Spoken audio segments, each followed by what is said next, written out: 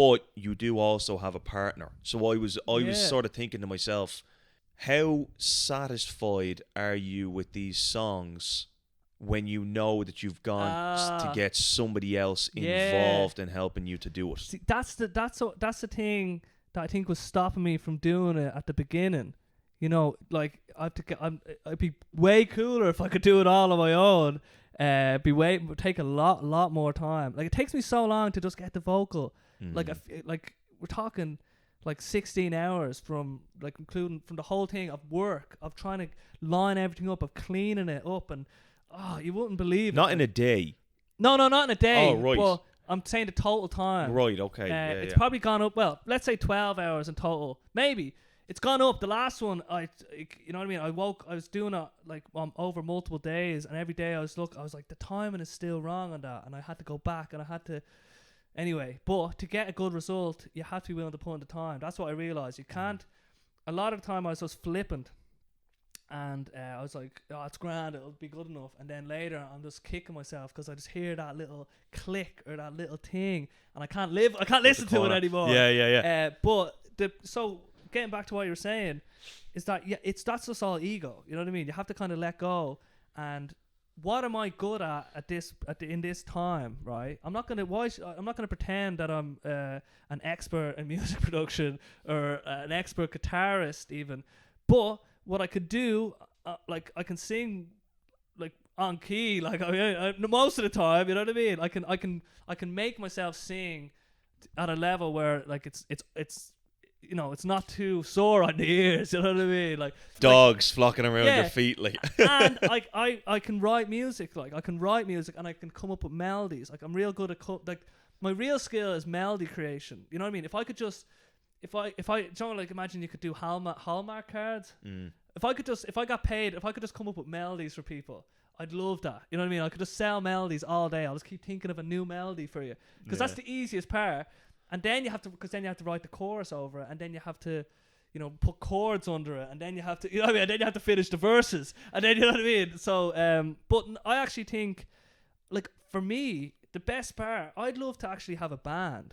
Like honestly, because then I would outsource everything that like I'm not that great at, and focus in what I can be good at. Yeah. And the performance element, like when I don't have the guitar, I can actually be because when you're, you know, when I'm doing the freestyle playing, I am just repeating chord sequences and of songs that I've already done. So I'm not like freestyle. I'm not like, but I have to concentrate on the guitar bit. You know what I mean? I have to think like this is like it's part of my consciousness that I'm trying to strum. But when I'm free, when I was doing some of the karaoke stuff, the karaoke was just great because I was just like, I could dance, I could move, that's Freddie Mercury. Yeah. I could just be my Freddie Mercury. That's like what I wanted to mean. be. Yeah. But I do, yeah. Christopher Nolan, right? Christopher Nolan says that. Now, he's a phenomenal filmmaker, Christopher Nolan. But he was asked in an interview, because he's known for being a very technical director. And he was asked about his knowledge of everything. And he says that, I know what I need to know about everything involved. But I don't know enough that I don't get a professional who knows everything about what they do on the team. Right, so there is an element of that, and for me, this film that I have coming up, it was supposed to be a few weeks ago, but it got pushed to January. Called Clean Freak. I wrote this 2 years ago, and it was almost like spinning plates. I kept it spinning, and I didn't change it, or sorry, I kept changing it, and I was like, oh God, you know, that could do with a tweak, and I'll tweak that. And you know, I'd tweak that, and I went, well, that's not good enough to put out now. I can't do anything with that. That's not good enough. I'll leave it a little while, and I'll tweak that. And then after a while, I had to just go, Dan, you can keep that plate spinning, yeah, with your hand on the stick, or you can just sort of let go and see what happens. Eventually, it has to hit the ground. And that was when I put it out there, and I asked for people to get involved. Now, as a filmmaker, my experience isn't extensive. I knew that from the person I get in on sound, cinematography, as a producer, I knew that I could learn a huge amount from them. And that's what I said to them is, when you come on board, I want you to be ambitious about what you're doing. I don't want you to come on board and go, well, maybe that's a bit difficult. I was like, no, I want difficult, but I want you to tell me how we can probably make it work. So relating it back to being in a band, you can step up with your stuff, your writing, your idea, but then you have to get everyone else involved to really bring it to life. And that's what Bono said. He said, I'm not the greatest writer, he says, but I've got you two behind me. And that's how we make what we make. I'm nothing without them. And for me as a writer, I sit and I'll write and I'll write and I'll write. But eventually when I realise I want to put that out there, I want people to see this. It's about getting people involved who I can learn from. And I also would love to be in a band. There's another one that I haven't named it yet. But it's a guy who wants to be a musician. Sorry, it's a guy who wants to be a drummer. He's never drummed before. Yeah. So he starts at like a tender age of like 27 or 28 or something. Goes to 1 or 2 lessons.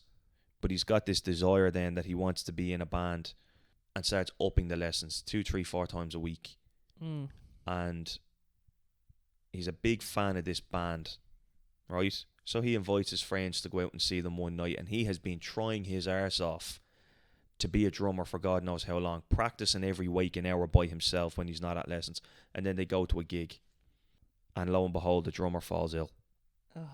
And they're like, we need the show to go on. And he's sitting here going, I can do this, but I'm not going to raise my hand. So all his friends around him are going, well, that's you, isn't it? That you're the you never stop talking about this bloody band. You never stop talking about this album. And he's like, I'm not. So what they do is, because he won't get out of his own way, they start attracting the attention to him. And eventually he gets up and he has that huge moment, the rush of being the drummer for a crowd.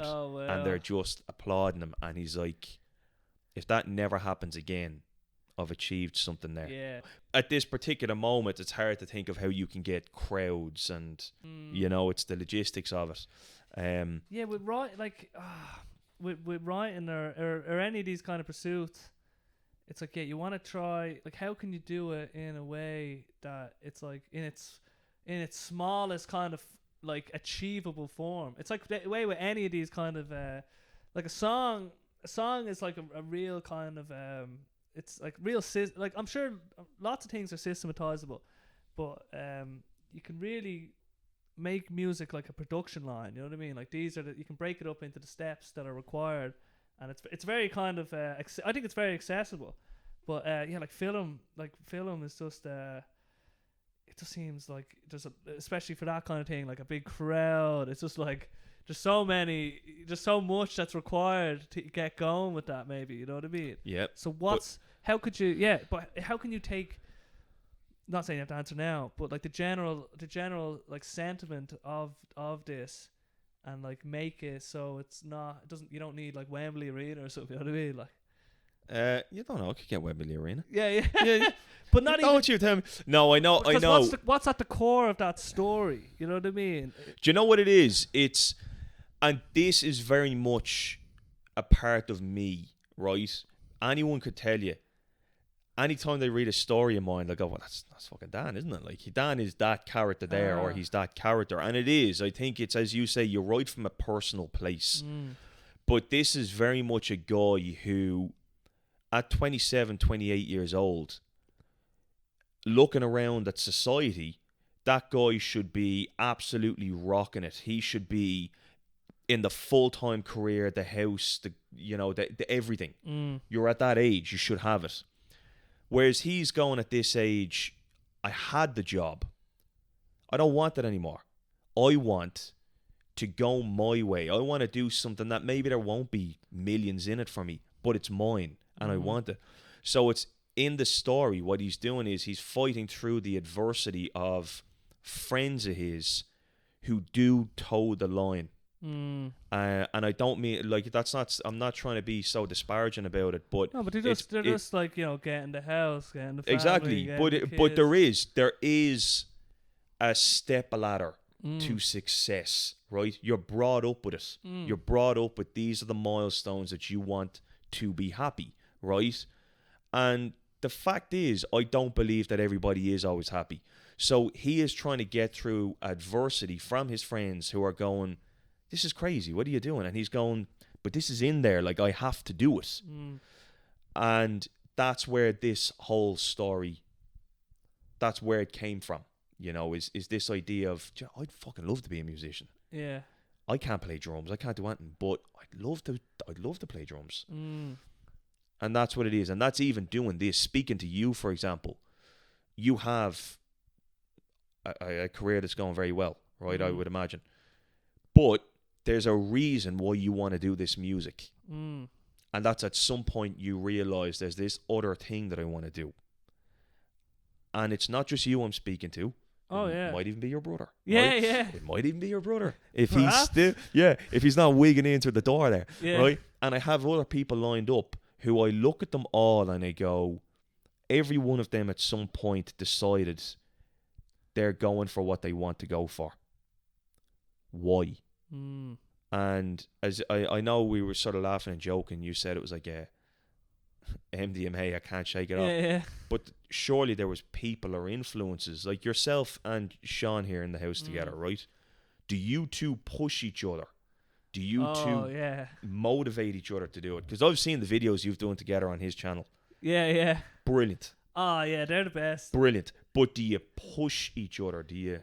Me and Sean, basically, we hold each other accountable in basically in how we act and approach the day. So, for example, you know, I know he's working, and when I see him working, I know that I should be also working.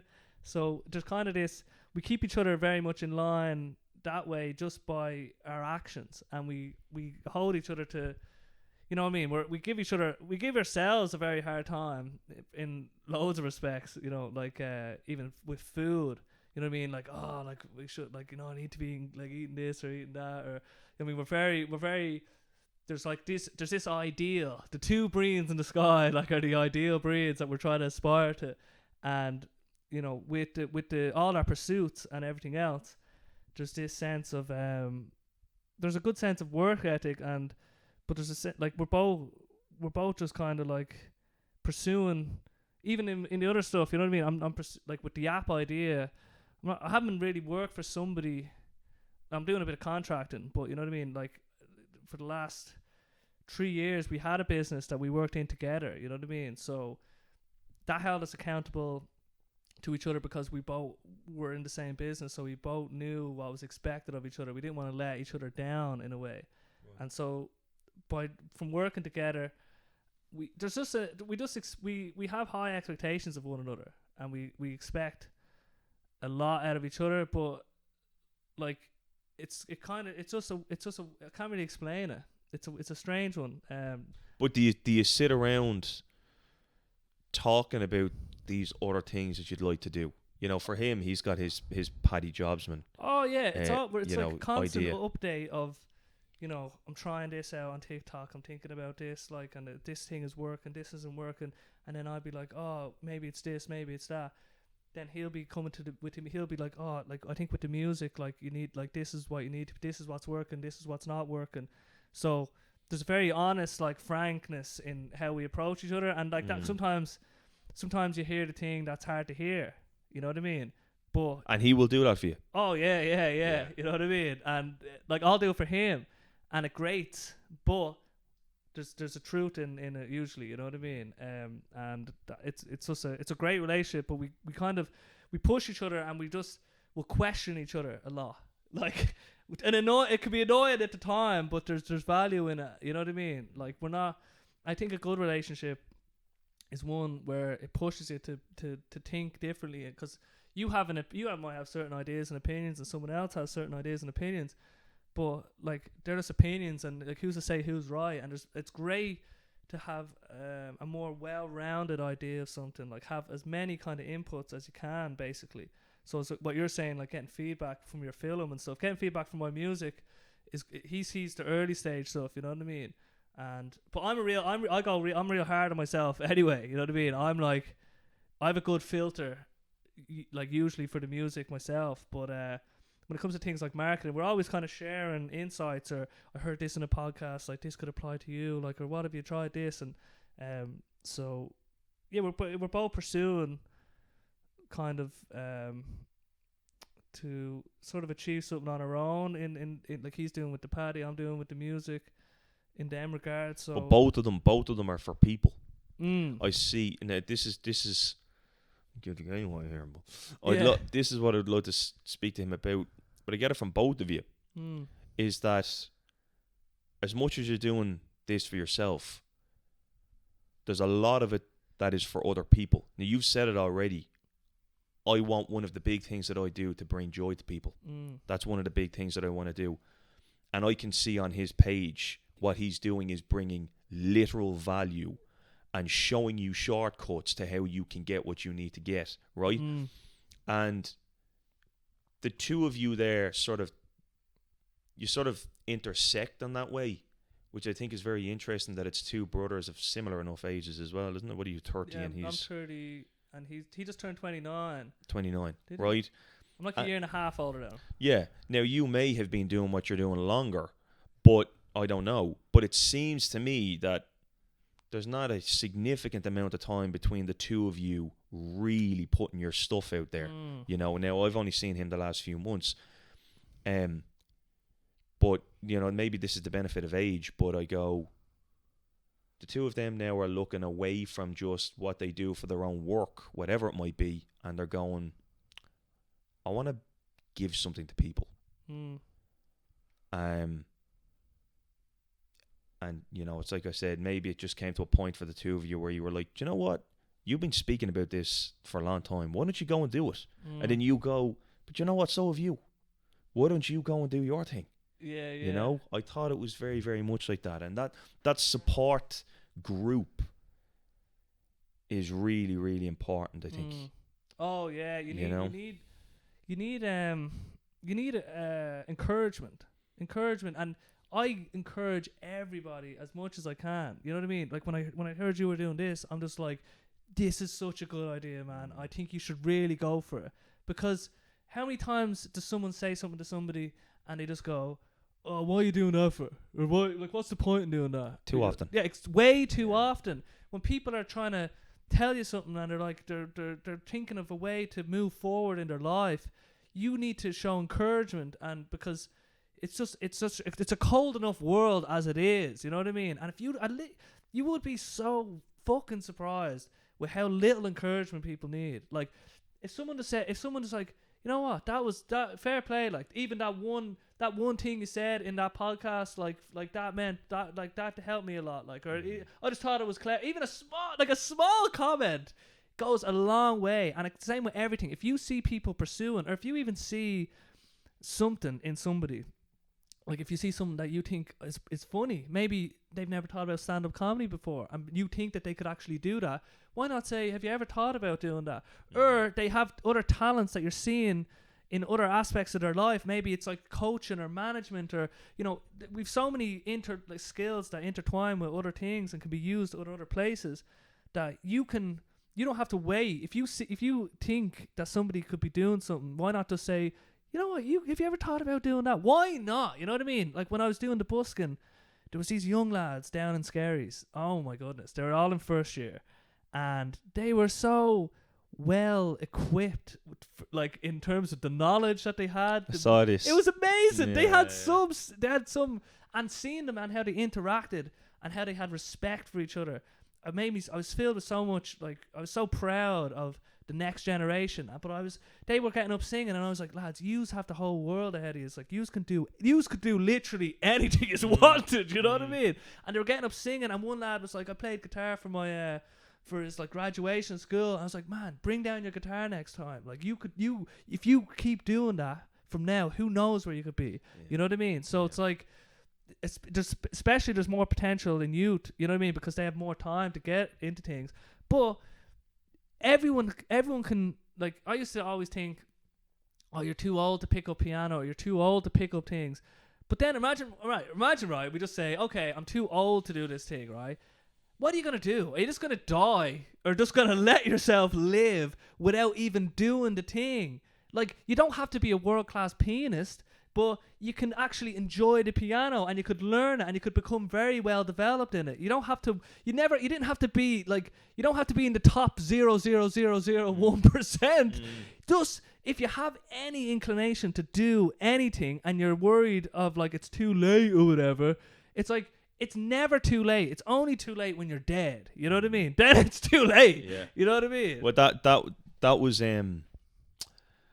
There's a story I heard of a father and son. They were out driving one day, and son, he's a teenager, world on his shoulders, all these problems, and he's just set.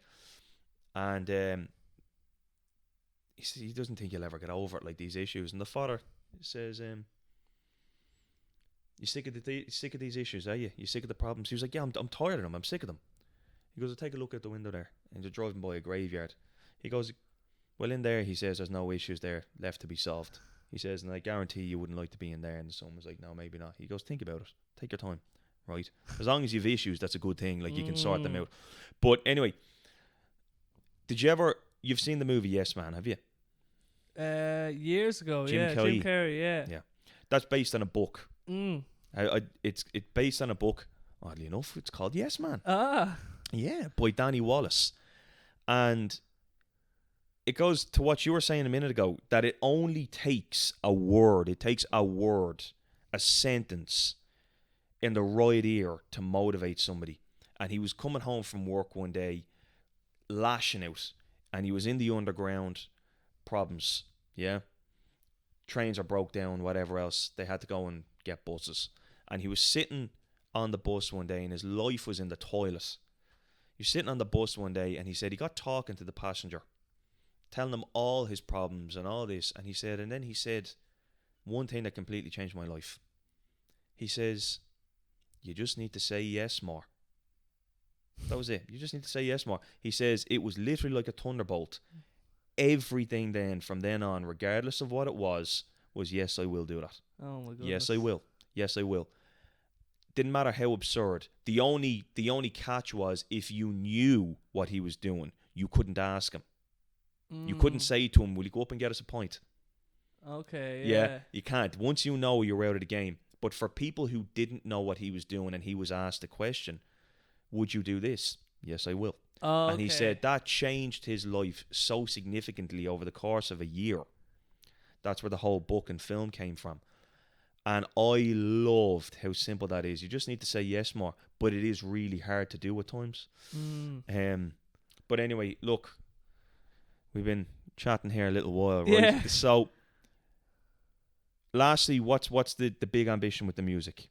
Last thing. So, currently, my thinking is that I just basically want to get the songs that mean something to me out in recorded form, just so I can rest, kind of eat. Like, there's a part of me that thinks it's kind of I think a lot of what we do is kind of fighting against our inevitable demise. As in, people want to leave it like some sort of like legacy, whatever, even though it doesn't matter, because eventually the universe is just gonna, like, you're not gonna be remembered like in any way within, like, very quickly, no matter who you are, within either it's 100 or 1,000 or 100,000, a million years, or like, even one. you know what I mean? So, but there's a sense of the music kind of, it's like a vessel that will kind of, it's just a record, basically, that I was alive and I was here. Basically, you know what I mean? I can, like, there's something about knowing that I'm gonna die that's pushing me to do things, because we only have so much time to do them, and we don't know when that's gonna be, so we might as well make the most out of this in whatever way that means to us. You know what I mean? Like, we could just sit there and eat and do nothing, you know what I mean, become an alcoholic and let go of everything as well. And you can't really say if that's, like, whether you think that's a bad or a good life is subjective, but I'm choosing to try, and also, it's not just what you leave behind, it's how you, it's the ripples that you leave that like go throughout eternity. Who knows? You know what I mean? Like, it's like the butterfly effect, like a conversation. How you act in the world is can be interpreted by other people in so many different ways. So it's always good to try and be putting your best foot forward in whatever you're doing. And if I just look at my life and what music has given to me, like that feeling when I hear a song for the first time and it catches me in that moment in my life, and it's just like, how did they know? How did they know? Like that, they just get me so much, even though they don't know me. You know what I mean? And if I can do that in a way by sharing the music, I can't like. A few people sent me, right, their Spotify, like you know that rap, the top 100 thing. Yes. And I was in their top 100 Spotify listen for the year, and that means so much to me, because I take my Spotify very seriously. Like I said, I collect. I've all like my Spotify rap since like 2015. I'm trying to I organize, I collect, I love hoarding music, and I'm always on the lookout for new music. And I look this year, because I was doing I found all these vocal exercises and stuff on Spotify, and I was listening to them. They ended up appearing in my top 100, so they ruined my top 100.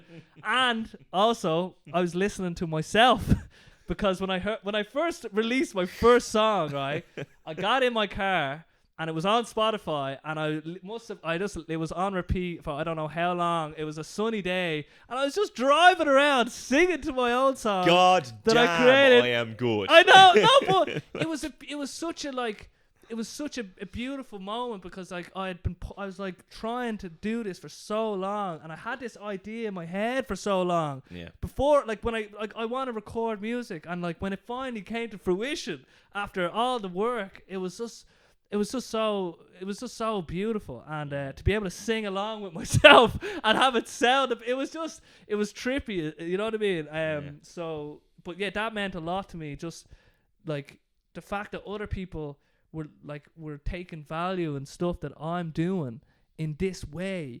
It's like it's great to be able to do something of value to anybody in the world, even if it's your home care, or maybe you just you cook a dinner for somebody, or you clean the house once in a week and it takes the load off your parents or someone else in the house. That's at the micro level. And then as you move out, you can start hopefully doing things in the world that have impacts on. And music is just my vehicle. It's not the only vehicle, but it's the one that I think can bring me. I just can't believe people are listening to the music. You know what I mean? Because I'm putting it. I obviously believe in the music, because otherwise I wouldn't put it out. I wouldn't put out something that I thought was shit. And I wouldn't. We actually. It's. I know I'm going off on one here, but it's our taste. it's our. I read this quote. It's unreal, because it's your taste that makes you a good whatever it is. So when you're writing, right, when you write a sentence, it's a sentence that only you would write based on your taste of what you think is a good sentence is, based on certain criteria that if you've built an intuition for. So and then the next sentence you write is also based on your taste of what you think is a good sentence for. Like, what is your taste in music? What's your taste in writing? What's your taste in football? You do one pass and you don't do another pass. It's your taste that actually makes you good at what it is. And a good way to improve your taste is just, and not improve your taste, but to make it broaden it and understand that there's many ways to skin the cat, as I said again, is watch more film, listen to more music. The more music you listen to, the more you understand about the general principles of music, and the more your brain kind of pulls from. And if you can find what you like, then you know what you would like to create based on that. It's simple, you know what I mean? So yeah, I just hope, and I hope to just inspire people to just to push forward and start doing whatever they had in their heart. That's another part of it, because I'd love for this little town, like this little ecosystem that we can affect, to just be a melting pot of creativity, like in all the different forms, and we all just had a deep kind of love and respect for each other in a way. You know what I mean?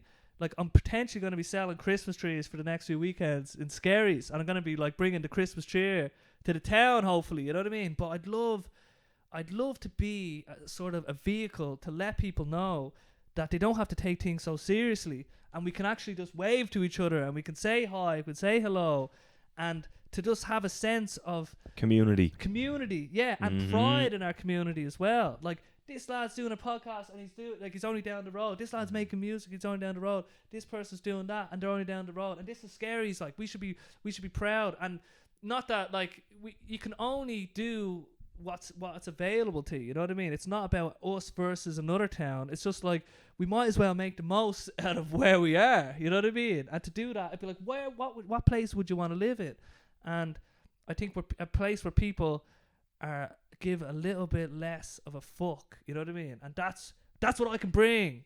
I think that's the real value of what I can bring. I can just show people, like, you don't have to really worry. There's some other lad that's making a show of himself, so whatever you do won't be as much of a show. If this lad can roll around the ground pretending to be a speaker or whatever he's trying to do, then surely you can do your open mic, or you can ask the person out, or you can try it. You can go to call. You can do the course that you were thinking about doing, or you can leave the job, or you know what I mean. It's like it's just we have no idea the impact that we can have. But all I know is that all we can do is do it, you know, and then hopefully something good happens, you know. Right. So music matters anyway. Music matters. Where can people find you for your music? What's coming up for you? If you just search Basil Breen on Facebook or Instagram or YouTube, or mainly Spotify. I say I post on Instagram and Facebook. It's just a pain. Like, if I had more time, I post elsewhere. But and even TikTok, I'm gonna be posting more on TikTok. But more music. I think my posts and stuff, I'm trying to make it more about the music and not just about me making funny videos. Although that's good, but the funny videos, you know, if you're there when I'm busking and something funny happens, that's where it happens. You know what I mean? But I don't need to be, you know, wasting loads of time like making videos of it. But yeah, just search Basil Breen. You know, you should be able to spell that. All the socials. Super. Even on Google, I might appear somewhere. You know, who knows? LinkedIn or something. Like, could be some dodgy Basil Breen character out there. But this is. Do you know what? This is like being clapped off stage and then coming back and going, whoa, a minute now. I love the attention. You know what I mean? You start this. Like, I can't help myself. I just go, don't turn it off. Like, just keep it going. Buddy, thanks a lot. Yeah, you're good. Thanks a lot, everyone. Bye-bye.